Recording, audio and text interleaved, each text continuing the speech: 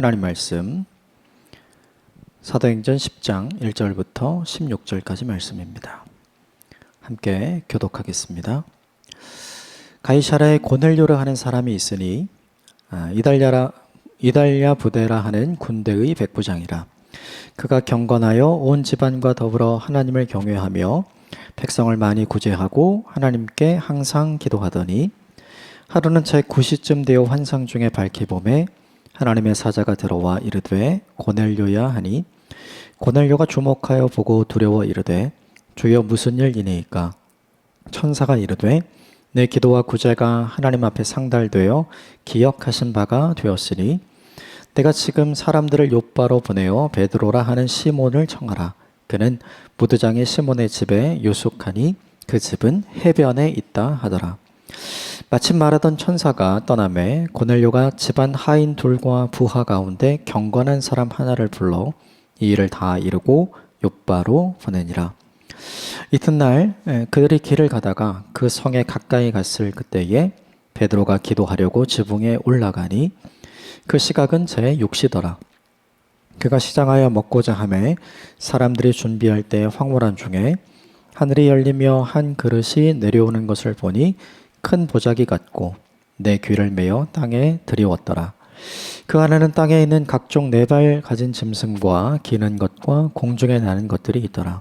또 소리가 있음에 베드로야 일어나 잡아먹어라 하거늘 베드로가 이르되 주여 그럴 수 없나이다. 속되고 깨끗하지 아니한 것을 내가 결코 먹지 아니하였나이다 한데 또 두 번째 소리가 있어 하나님께서 깨끗하게 하신 것을 내가 속되다 하지 말라 하더라. 이런 일이 3번 있은 후 그 그릇이 곧 하늘로 올려져 가니라. 아멘. 이것은 하나님의 말씀입니다. 어제 본문의 룻다와 욥바에서 3번 놀라운 일을 했었던 베드로의 모습을 보았죠. 베드로의 모습 속에 예수님의 모습이 선명하고 분명하게 보였고요. 또한 예수님이 말씀하신 대로 베드로도 예수님이 하셨던 일을 하고 있고 더 큰 일을 하고 있고 예수 그리스도의 이름의 능력이 베드로를 통해서 나타나고 있죠. 그리고 예수님께서 사람들에 대한 편견이 없이 사람들을 대했던 것처럼 드디어 베드로도 무드장의 시몬을 편견 없이 대하고 그의 집에 들어가서 함께 유숙했던 장면이 어제 본문이었습니다. 오늘 본문은 이제 이방인 가이사랴에 주둔하고 있던 로마 군대 백부장을 만나는 본문입니다. 먼저 1절과 2절 같이 읽겠습니다. 시작. 가이사랴에 고넬료라 하는 사람이 있으니 이달랴 부데라 하는 군대의 백부장이라. 그가 경건하여 온 집안과 더불어 하나님을 경외하며 백성을 많이 구제하고 하나님께 항상 기도하더니. 욥바에서 가이사랴까지는 한 50km 정도 미터 되고요. 예루살렘으로부터는 한 100km 정도 되는데 이 가이사랴를 통해서 로마로 오고 갈 수 있는 길이 열리게 되었어요. 그리고 예수님 당시에 총독의 관저도 사실 예루살렘이 아니라 이 가이사랴에 있게 되었고 유대 지역 쉽게 말하면 평화 유지군이죠. 로마의 군인들 그들도 대개는 이 가이사랴에 주둔하고 있어서 이 가이사랴에서 유대 각 지역으로 파견을 나가서 일을 보는 형태로 있었어요. 그런데 이 가이사랴에 군대의 백부장이라고 하는 고넬료라는 사람이 등장하는데 그의 특징을 이렇게 얘기합니다. 2절 보면 그가 경건했다. 그리고 하나님을 경외했다. 그리고 백성을 많이 구제했다. 그리고 하나님께 항상 기도했다. 보통 로마의 군대의 장교들이 하는 일은 전부 다 이것과는 반대되는 일이죠. 그가 경건했다라고 이야기하는 걸 보면 하나님께 예배하는 사람이었고 헌신된 사람이었다. 그러나 보통 로마의 군인들은 로마가 믿었던 신, 즉 황제를 숭배했잖아요. 그러니까 황제 숭배자였고 우상 숭배자였고 황제에게 헌신된 사람이었죠. 이 부분이 좀 많이 달라요. 두 번째, 하나님을 경외하는 사람이었다. 하나님을 두려워하고 또 하나님을 믿는 사람이었다. 보통 로마의 군인들은 그렇지가 않았죠. 더욱이 이 당시 유대 지역은 로마의 식민지였잖아요. 그러니까 피식민지 지역의 신을 믿는 로마인들은 없었거든요. 그런데 그는 좀 달랐어요. 세 번째, 백성들을 많이 구제하고, 이것도 많이 다르죠. 보통 로마의 관료들이나 로마의 군인들은 현지에 사는 피식민지 국가 사람들을 박해하고 핍박하고 착취하죠. 그런데 오히려 고넬료는 그것과는 반대의 삶을 살았던 사람이고, 무엇보다 이제 우리의 두 눈을 주목해서 사로잡는 게 뭐냐면 하나님께 항상 기도하는 사람이었다. 언제든지 무엇을 하든지 누구와 함께 하든지 어떤 일을 할 때 늘 하나님의 뜻을 먼저 구하는 사람이었다라는 거죠. 오늘 본문에 고넬료의 모습을 보면 굉장히 특이하죠. 사람들과 다르니까요. 그런데 하나님이 어떻게 보실까를 좀 생각해 봐야 돼요. 우리의 눈에는 이 고넬료가 굉장히 특이한데 하나님의 눈에도 특이했을까? 아니죠. 하나님의 눈에는 특이한 게 아니라 하나님의 눈에는 특별한 거죠. 고넬료와 같은 사람이 없는 거잖아요. 사람의 눈에는 특이하게 보이지만 하나님의 눈에는 특별하게 보이는 사람이 누구였냐면 고넬료였죠. 저와 여러분의 인생이 이와 같이 되기를 주님의 이름으로 축복합니다. 하나님께 헌신된 사람이었으면 좋겠고, 하나님을 두려워하고 하나님을 믿는 사람이었으면 좋겠고, 무엇보다 하나님을 믿기 때문에 사람을 선대할 줄 아는 사람이 되었으면 좋겠고요.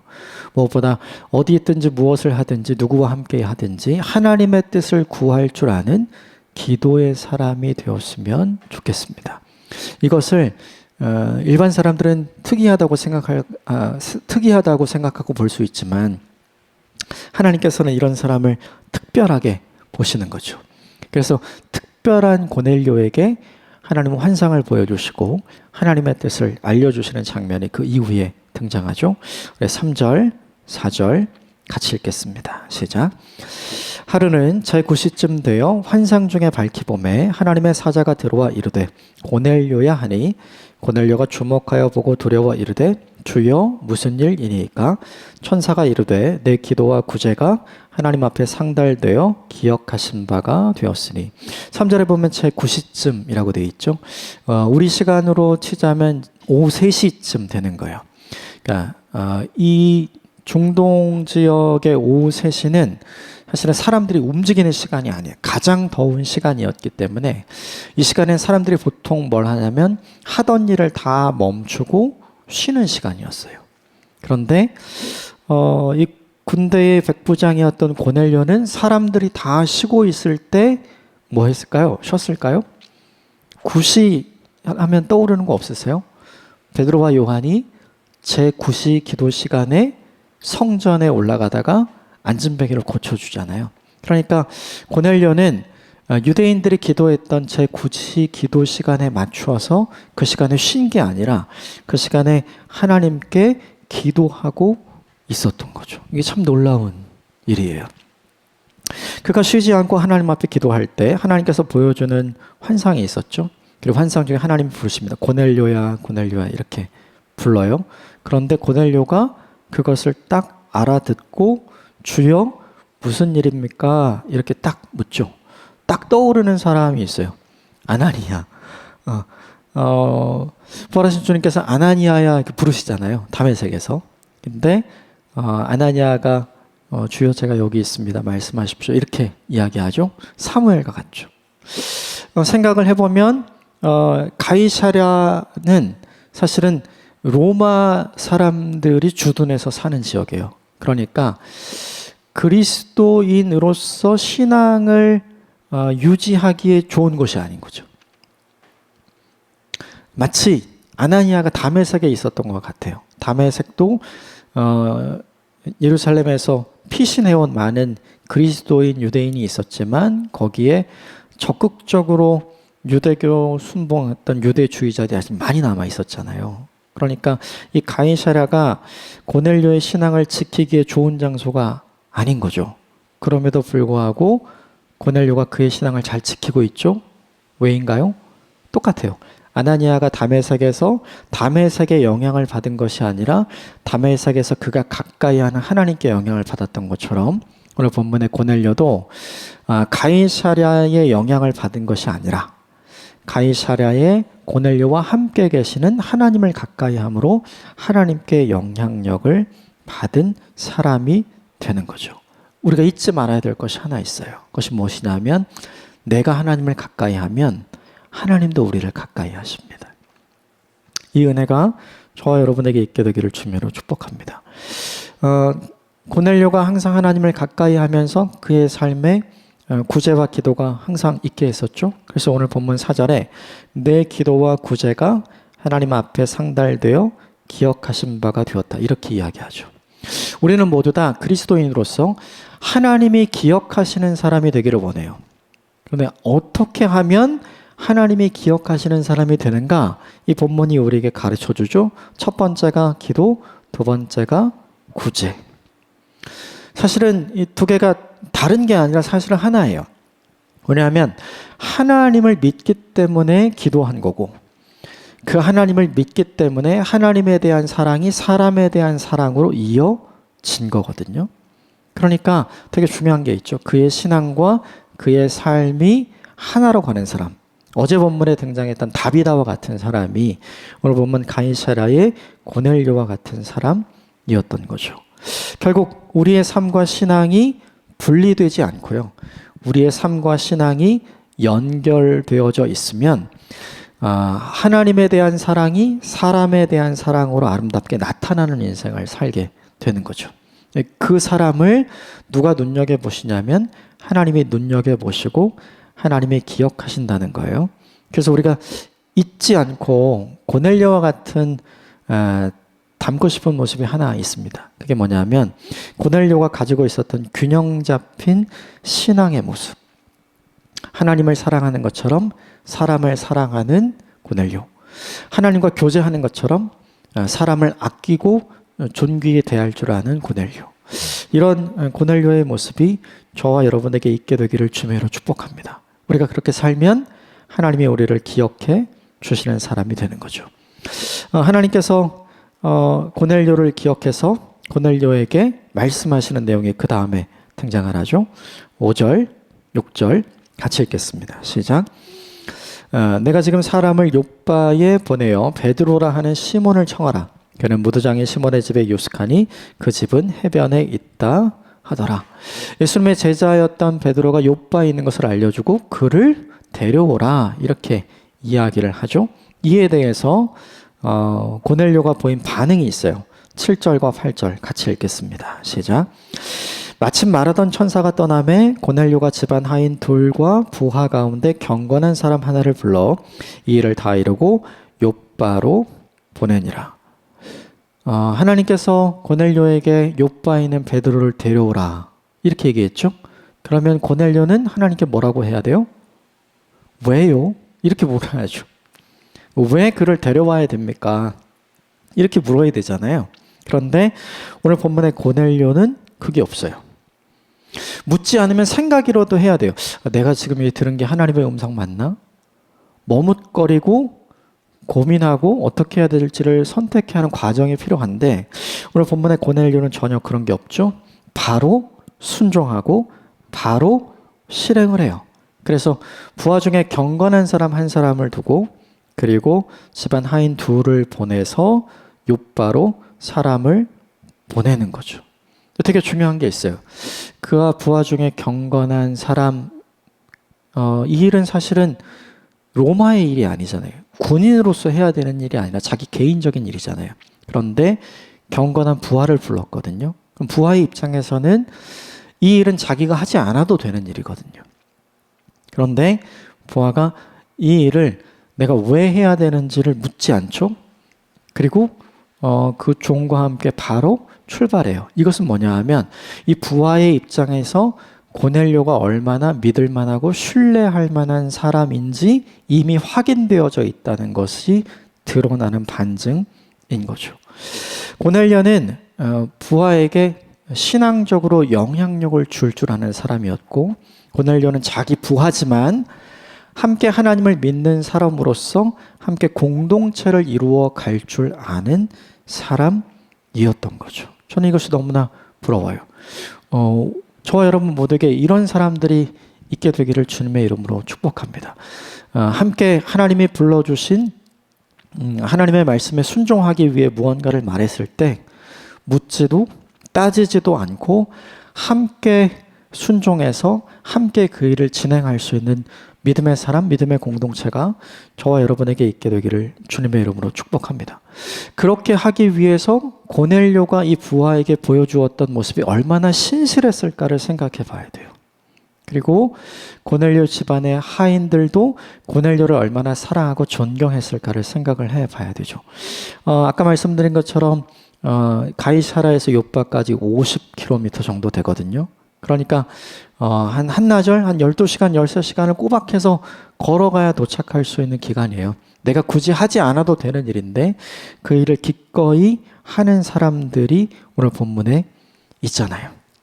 함께 믿음의 공동체를 만들어가고 한 믿음을 가진 관계 안에서 생겨날 수 있는 일이죠. 저는 이런 일들이 저와 여러분에게 있게 되기를 주님으로 축복합니다. 나와 함께하고 있는 사람들에게 하나님이 내게 말씀하신 것을 나눌 수 있는 사람이 되었으면 좋겠고, 한 마음을 품고 그 일을 함께 이루어 가기 위해 서로 이야기하고 서로 부탁하면서 서로 순종할 수 있는 하나님의 사람이 저와 여러분에게 있게 되기를 주님의 이름으로 축복합니다. 한편 이 이야기는 가이사라에서 있었던 이야기인데 오늘 본문 9절부터 15절까지 남은 이야기는 욥바에 있는 베드로에게 생긴 일입니다. 베드로가 9절에 기도하고 있었습니다. 같이 읽겠습니다. 9절 시작. 이튿날 그들이 길을 가다가 그 성에 가까이 갔을 때 베드로가 기도하려고 지붕에 올라가니 그 시각은 제6시더라. 가이사라에서 출발한 사람들이 그 이튿날 욥바에 도착했어요. 그러니까 쉬지 않고 계속해서 무언가를 걸어왔던 것이고 아마 잠자는 시간 말고는 아마 계속해서 걸어왔겠죠. 근데 마침 그 시간에 베드로가 기도하려고 지붕에 올라갔던 시간이었고 그 시간은 제6시 그러니까 12시인 거죠. 유대인들이 보통 하루에 3번 정도 기도했는데 아침 기도, 정오 기도, 오후 기도. 그래서 아침 9시 그리고 난 12시, 오후 3시 보통 이렇게 기도했었어요. 지금 베드로는 예루살렘이 아니지만 욥바에서 자기가 늘 기도하던 대로 기도 시간을 지켜서 하고 있는 거죠. 근데 그때 베드로가 하나님이 보여주시는 환상을 보게 되죠. 그 환상의 내용이 10절부터 12절입니다. 같이 읽겠습니다. 시작. 그가 시장하여 먹고자 하매 사람들이 준비할 때 황홀한 중에 하늘이 열리며 한 그릇이 내려오는 것을 보니 큰 보자기 같고 내 귀를 메어 땅에 들이웠더라. 그 안에는 땅에 있는 각종 네 발 가진 짐승과 기는 것과 공중에 나는 것들이 있더라. 하늘에서 내려온 큰 광주리 안에 각종 짐승 그리고 각종 벌레 그리고 기는 것이 있다는 것을 보게 된 거죠. 근데 그것만 본 게 아니라 그때 들은 소리가 있어요. 13절 14절 같이 읽겠습니다. 시작.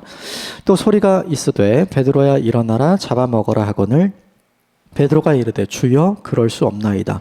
속 빼고 깨끗하지 아니한 것을 내가 결코 먹지 아니하였나이다.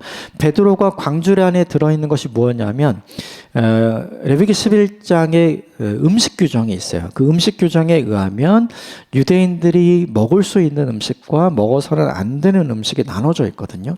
그것을 유대인들은 거룩한 음식과 부정한 음식으로 불렀어요. 그래서 거룩한 음식은 그들이 먹어도 되지만 부정한 음식은 그들이 먹지 않았던 거죠. 그런데 이방인들은 그 부정한 음식을 거리낌 없이 먹었어요.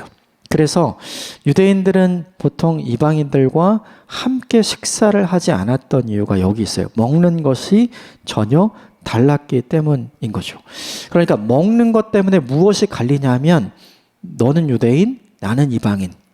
이것이 일반적으로 갈렸던 것이 이 시대에 있는 사람들의 생각이었던 거고 그것은 모세 시대부터 지금까지 쭉 이어져 내려온 전통이고 이 전통은 지금도 이스라엘에 남아 있죠. 그런데 되게 중요한 건 잡아 먹으라고 이야기를 하자 베드로가 이렇게 얘기합니다. 주여 그럴 수 없나이다. 잡아 먹으라고 한 말씀이 하나님의 말씀인 줄 알았어요. 그런데 베드로가 하나님의 말씀에 따를 수 없습니다 라고 이야기한 거죠. 똑같이 아나니아가 경험한 것처럼 하나님의 생각과 아나니아 생각이 달랐던 것처럼 오늘 하나님의 생각과 베드로의 생각이 전혀 다른 상황에 빠진 거예요. 그러자 하나님께서 한 번 더 이야기합니다. 15절 16절 같이 읽겠습니다. 시작. 또 두 번째 소리가 있으되 하나님께서 깨끗하게 하신 것을 내가 속되다 하지 말라 하더라. 이런 일이 3번 있은 후 그 그릇이 곧 하늘로 올려져 가니라. 두 번째로 하나님께서 말씀하시되 하나님이 깨끗하게 하신 것을 네가 속되다고 말하지 말아라. 하나님이 깨끗하다고 한 것이면 깨끗한 거야. 네가 그것을 더러운 것이라고 말하면 안 돼. 이렇게 이야기를 하고 있는 거죠. 그런데 이 일이 몇 번 있었대요? 3번 있은 후. 왜 3번 있었을까요? 안 믿으니까요. 하나님이 한 번 얘기해 주시고 안 믿고, 2번 얘기해 주시고 안 믿고, 3번째 이야기해 줘도 안 믿으니까요. 근데 그 이야기를 듣고 있는 대상이 누구예요? 베드로죠. 예수님의 모습이 보이는 베드로, 예수님보다 더 큰 일을 하고 있는 베드로에게도 아직 고치고 아직 변화되어야 할 부분이 남아있다는 걸 이 본문이 보여주는 거죠. 그것이 무엇이냐면 이방인에 대한 편견이었어요. 베드로는 지금까지 유대인들에 대한 편견을 고쳤고 사마리아 사람들에 대한 편견을 고쳤죠. 그런데 이제 마지막으로 남은 게 있어요. 그게 누구냐면 이방인들에 대한 편견을 고치는 것이 필요했던 거예요. 우리가 다 아는 것처럼 그래서 하나님께서 이방인들은 마음대로 먹지만 유대인들은 마음대로 먹지 않는 음식을 보여주면서 잡아 먹으라고 이야기를 해 준 것이죠. 결국 이 본문이 우리에게 깨닫게 하는 바가 있어요. 베드로는 많이 변했지만 아직 변해야 할 것이 남아있다. 베드로는 많은 편견을 깼지만 아직 베드로에게 남아있는 편견이 있다. 베드로는 많은 선입견을 깼지만 아직 남아있는 선입견이 있다. 즉 베드로는 아직도 변화되어야 할 대상이다. 이걸 우리에게 적용해야죠. 우리 또 예수 그리스도를 인격적으로 만난 이후에 많은 것이 변했을 거예요. 그러면 우리가 완성이 되었는가? 그렇지 않죠. 우리도 여전히 아직 우리가 살아가는 인생에서 만나는 많은 만남들을 통해 우리가 가진 편견과 우리가 가진 선입견과 우리가 가진 생각과 마음이 깨어지고 고쳐지고 온전해져야 할 변화의 대상이라는 걸 이 본문이 우리에게 보여주는 거죠. 왜 그런가? 복음은 지역을 넘고 복음은 인종을 넘고 복음은 민족을 넘고 복음은 국가를 넘고 복음은 경계를 넘는다는 걸 지금 베드로가 조금씩 경험하고 있잖아요. 아직 경험해야 될 것이 남은 거죠. 이방인들에게 전해지는 복음. 우리도 마찬가지예요. 지금까지 우리가 경험해서 많이 깨진 우리의 편견과 선입견과 또 우리의 생각과 감정들이 있는 줄 알아요. 그런데 여전히 더 깨어지고 여전히 더 수정되어야 할 부분이 우리에게 남아있다는 것을 겸손하게 고백해야 하는 것이 이 본문이 우리에게 주는 메시지인 거죠. 그럼 이것을 기억하면 좋겠어요. 우리는 아직 완성형이 아니다. 우리는 여전히 변화되어야 할 사람이다. 히딩크가 승리에 목말랐던 것처럼 하나님은 여전히 우리의 변화에 목마르신 것 같아요. 그래서 어제보다 오늘 더 변화되고 오늘보다 내일 더 변화되기를 원하시는 하나님의 마음이 이 본문 속에 있는 것 같습니다. 이것을 기억하면서 이전과 같지 않은 삶을 살기 위해 날마다 노력하는 저와 여러분이 되시길 주며 축복합니다. 하나님께서 변화해야 한다고 말씀하실 때 그것에 대해서 오늘 베드로처럼 아니에요 라고 말하는 것 대신 감사함으로 수용하고 수긍하는 아나니아의 태도, 그리고 오늘 본문에 묻지도 따지지도 않고 실행했던 고넬료의 모습이 저와 여러분의 모습이 되기를 주님의 이름으로 축복합니다. 함께 기도하겠습니다.